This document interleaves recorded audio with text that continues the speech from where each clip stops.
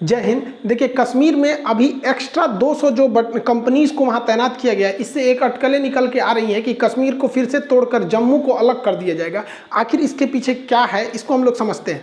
देखिए, ये बात हकीकत है कि भारत सरकार अभी 200 एक्स्ट्रा कंपनियों को, जो हमारे फोर्सेज हैं, इनको भेजा गया है। एक कंपनी में अमूमन 100 जवान रहते हैं सर यहाँ पर, तो 200 कंपनियों को भेजा गया है वहाँ पर। तो 200 कंपनी मतलब मोटा मोटी आप समझिए यहाँ पे 20,000 एक्स्ट्रा जवान को भेजा गया है।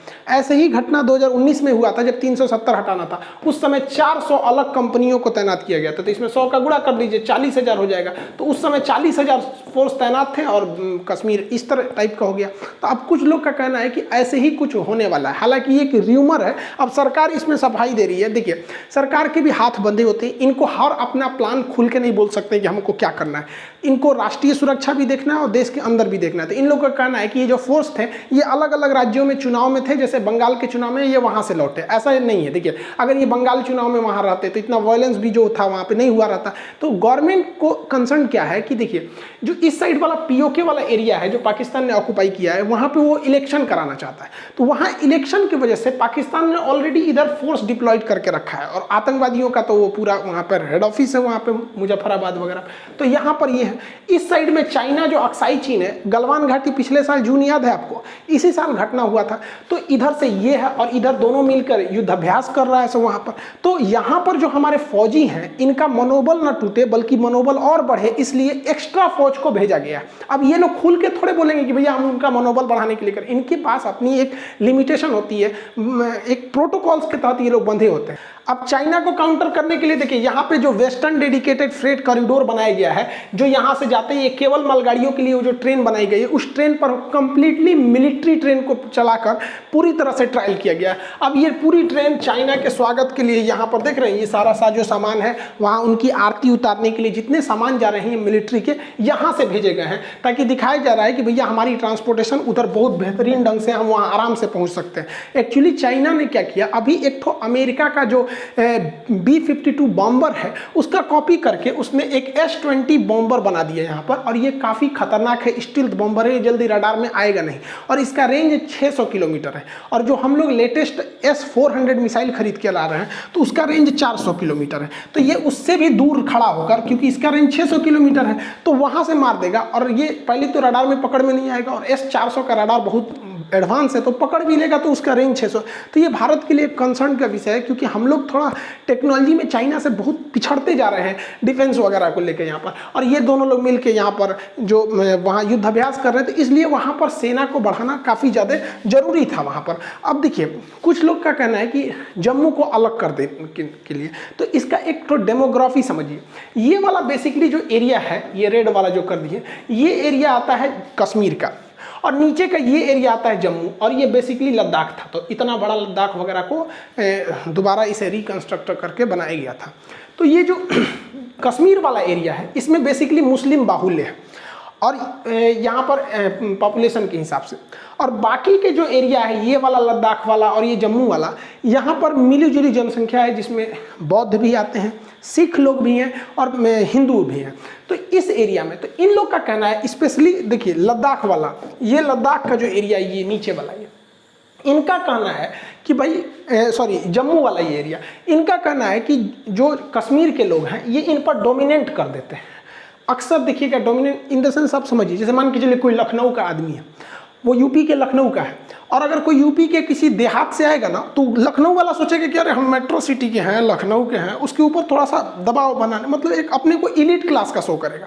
तो वैसे ही यहाँ के लोगों का कहना है कि कश्मीरी अपने को थोड़ा श्रेष्ठ मानते हैं, कहते हैं कि जम्मू वालों से ऊंचा मानते हैं यहाँ पर। तो इन लोग का कहना, हमारे साथ भेदभाव क्यों हो रहा है भैया, एक ही राज्य में भेदभाव होगा तो हमको अलग कर दीजिए। दूसरा कि जॉब जो अपॉर्चुनिटी है, ज़्यादातर कश्मीर में चली जाती है, यहाँ के लोगों को जॉब भी कम मिलता है, डेवलपमेंट भी इधर कम मिलता है, और इन लोग का हर तरह से ये लोग भेदभाव को झेल रहे होते हैं। इसलिए इनका कहना है कि हमारे लिए एक अलग राज्य बना दीजिए। लेकिन इसमें दिक्कत क्या आ जाएगी, देखिए, हाँ ये तो है कि भाई यहाँ पर आतंकवादी घटना होती है, तो इन लोग का भी टूरिस्ट मतलब बर्बाद हो जाता है, वहाँ बम फूटता है, और यहाँ लोग जम्मू में भी नहीं आना चाहते हैं, यहाँ पे कोई भी शांति प्रिय जगह को पसंद करता है।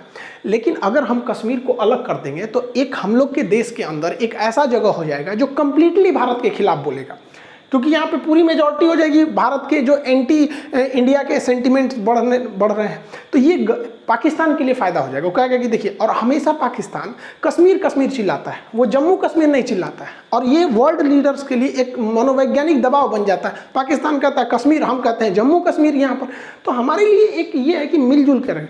हालांकि गवर्नमेंट को इस पे सोचना चाहिए कि भाई जम्मू में भी और यहाँ पे भी इक्वली देखा जाए यहाँ पर, वरना ऐसा नहीं है कि भाई आप किसी स्टेट में एक एरिया को छोड़ देंगे। और अक्सर ऐसा नहीं है कि ये केवल कश्मीर में, आप अगर ओवरऑल इंडिया को भी देखेंगे ना, तो जो पश्चिमी भारत है या उत्तर भारत है, इस सब के एरिया में डेवलप ज़्यादा है, और पूर्वोत्तर को लोग छोड़ देते हैं, वहाँ डेवलपमेंट में नहीं ध्यान देते हैं। हालांकि 370 के हटने के बाद स्थिति बहुत बदल गई है। ये वही कश्मीर है जहां हमारे फौजियों को ऐसे पीट देते थे, सब ऐसे घेर घेर के, उन्हें आदेश नहीं रहता था क्योंकि वहां जो लोकल गवर्नमेंट थी 370 की वजह से उनके पास पावर ज़्यादा था, ऐसे लोग इनके पास नाचते थे। लेकिन समय बदल जाता है, अब ऐसी स्थिति नहीं है। याद कीजिए, बचपन में कभी हम लोग स्कूल में मोबाइल लेके चले जाते थे तो टीचर लोग घर पे फ़ोन करते थे कि आपका लड़का बिगड़ गया है, मोबाइल लेके स्कूल में आया है। आज वक्त बदल गया, आज मोबाइल में स्कूल घुस गया है, स्कूल बंद, लड़का मोबाइल में देख रहे हैं। वही हाल हो गया इन लोग के साथ में। और इसके अलावे भी अभी हर चीज़ें स्थिति सुधर रही है। कश्मीर जो है, यहाँ के जो नेता थे अलगाववादी नेता, इन लोगों को भी समझ में आ गया कि अब बहुत देर हो चुकी है, अब भारत भाभी पड़ जाएगा। तो अब ये लोग धीरे धीरे धीरे धीरे इन लोग को भी समझ में आ रहा है कि भैया मिलजुल के ही रहने में फ़ायदा है। और गवर्नमेंट जो है वो दूर तक को सोचते हुए, जैसे चिनाब ब्रिज हो गया, इंफ्रास्ट्रक्चर को, रेलवे कनेक्टिविटी। एक्चुअली कश्मीर के साथ एक ये भी तो समस्या है, ससुरा कनेक्टिविटी इतना खराब है, वहाँ पे मौसम खराब हो जाता है, ये वो, जिस वजह से वहाँ पे टूरिस्ट भी नहीं पहुँच पाते हैं टाइम से, बिजनेस भी नहीं हो पाता है, या पुलिस फोर्स वगैरह या आर्मी को डिप्लॉय करने में भी ज़्यादा टाइम लग जाता है। और हम लोग को क्या करना चाहिए, देखिए गवर्नमेंट को करना चाहिए कि भाई कश्मीर को कैसे भी अपने अंडर में लाया जाए। लेकिन जो पब्लिक होती है, देश के नागरिक, हम लोग का मेन कंसर्न होना चाहिए कि हम कश्मीरियों को अपनी ओर खींचें। दो चीज़ें होना चाहिए। देखिए, पाकिस्तान हावी क्यों हुआ? पाकिस्तान कश्मीर को नहीं खींच पाया है, लेकिन कश्मीरियों को अपनी ओर थोड़ा सा लुभा लिया है। तो गवर्नमेंट को क्या सोचना चाहिए कि भाई पूरा फुल कंसर्न, क्योंकि गवर्नमेंट के पास पूरा मशीनरी है, पैसा है, एडमिनिस्ट्रेशन है, तो आप हर चीज़ लगाओ कि कश्मीर को किस तरह से अपने अंडर लाया जाए, चाहे वो आर्मी ले जाना हो, आतंकवाद को काउंटर करना हो, इस सब से। और हम लोगों को, देश के अंदर जो लोग हैं, उन्हें एक सद्भाव के तौर पर कश्मीरियों को दिल जीतना चाहिए। अगर आप यकीन मानिए, अगर कश्मीरी हमारे साथ आ गए ना, तो फिर पाकिस्तान का दाल ही नहीं गिरेगा। तो इसके लिए बहुत सारा हो सकता है कि जैसे हर स्टेट एक मतलब कोऑर्डिनेशन बना के रखे कश्मीर के साथ, जैसे कैसे एक कॉमनवेल्थ गेम होता है और ओलंपिक होता है, उस तरह से एक इंडिया के इंटरनल भी बहुत बढ़िया प्रोग्राम किया जाए, उसमें मेन कंसर्न रखा जाए कि नहीं कश्मीर के लोग भी भाग ले, और इस तरह मतलब उनको आपस में जोड़ के रखा जाए। हर महीने कभी मान के चलिए गुजरात कश्मीर का हो रहा है, तो वहाँ के स्टूडेंट वहाँ जाएँ, वहाँ के स्टूडेंट यहाँ आए, आपस में डिबेट करें। इससे धीरे धीरे धीरे धीरे घुल मिल जाएंगे। और एक लंबा 15-20 साल का प्लान लेके चलना पड़ेगा। ऐसा नहीं है कि कश्मीर आप सोचेंगे कि नहीं ये 2 साल में नॉर्मल हो जाएगा, नहीं, इसके लिए एक लंबा प्रोग्राम लेना पड़ेगा। और हमेशा याद रखना चाहिए कि अगर कश्मीरी हमारे साथ आ गए ना, तो फिर कश्मीर को कोई नहीं छीन सकता, डिस्टर्बेंस ही खत्म हो जाएगा वहाँ पे। और कुछ स्टेटमेंट भी जो थोड़ा नेता होता लोग दे देते हैं, इससे लॉन्ग टाइम बहुत घाटा हो जाता है।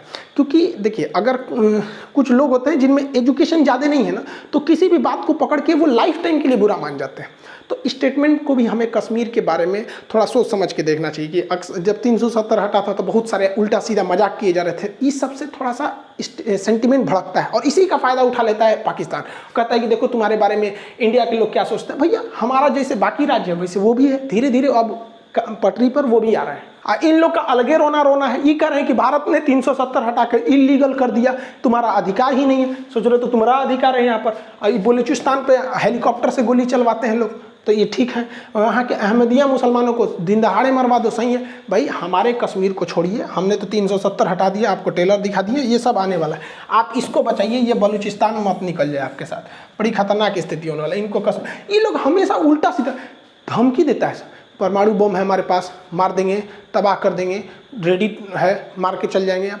अरे भाई साहब, इन लोग को समझ में नहीं आता है, परमाणु बम मारना खिलवाड़ बात है। यहाँ से पूरा आधार कार्ड में एगो नाम सुधरवाने में 15 दिन लग जाता है, अहीं ऐसे कहता है परमाणु बम तुरंत मार देंगे। अरे भाई, आपको बताया भी है सबकी नहीं, आपकी आर्मी वाले सब, कि परमाणु बम जो होता है इस तरह से एक जगह नहीं रखा रहता है, इसको कई पार्ट में रखा जाता है। कुछ टुकड़ा वहाँ है, कुछ यहाँ, पता चला एक के जगह रखा, उसमें कुछ इधर उधर हुआ, वही उड़ गया यहाँ पे। ऐसे थोड़ी रखा जाता है, उसको आपस में जोड़ ओड़ के रेडी टू वार करने के लिए 3-4 दिन ऐसे ही लग जाता है। ऐसे धमकी देता, कहता हमारे पास भारत से ज़्यादा परमाणु बम। भाई साहब, एक दूसरे को समझाइए, ठीक है। हमरा ना, पाकिस्तान के पास भारत से ज़्यादा परमाणु बम है, 8-10 ठो ज़्यादा। उसके पास 165 है और भारत के पास 156, तो भारत के पास कम है। लेकिन इस आंकड़े में मत जाइए, परमाणु बम जो है वो कई टुकड़ों में है, वो रेडी नहीं है लड़ने के लिए। पाकिस्तान के केवल 18 ऐसे, मतलब अब जो सूचनाएं लीक होती हैं उन्हीं से पता चलता है कि 18 ऐसे परमाणु बम हैं जो रेडी टू फाइट है, मतलब वो रेडी है लड़ने के लिए। और भारत के पास 42 ऐसे परमाणु बम हैं जो मतलब रेडी टू फाइट पोजीशन पे है वहाँ पर। तो भैया तोरा हाई 65 कौन चीज़ देख रहा है? देखो इधर इधर इधर ये 65 आपके काम का नहीं है चाचा, इधर देखो 18 है काम लायक है, इधर 42 है। तो भाई हम लोग 42 को रेडी रखे हैं लोग, 42 में दुइयों को मार देंगे तो आधा उड़ जाएगा।